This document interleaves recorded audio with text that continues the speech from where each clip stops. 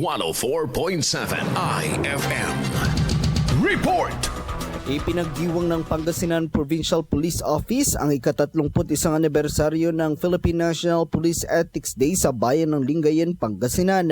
Ang pagdiriwang na ginanap kahapon ay may temang serbisyong may integridad at pananagutan tungo sa ligtas at mapayapang Pilipinas.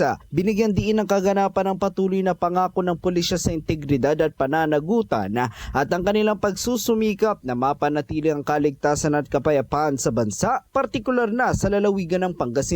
Sa kanyang talumpati, sinabi ni Pangasinan Provincial Director Police Colonel Rollifer Kapukyan ang mahalagang papel ng mga pulis sa pagbibigay ng tapat na serbisyo sa publiko. Binigyang pagkilala rin sa okasyon ng mga piling miyembro ng kapulisan na nagpakita ng kahangahangang dedikasyon at kagitingan sa kanilang tungkulin. Ang pagdiriwang ay nagsilbing paalala sa lahat ng kawani ng pulisya sa patuloy na ipinagkita ang kanilang debosyon sa serbisyo at pagpapatupad sa kanilang sinumpaang tungkulin ng may integridad. Kasama mo mula rito sa IFM Dagupan, ito si Idol Matthew Pacheco. Tatak IFM.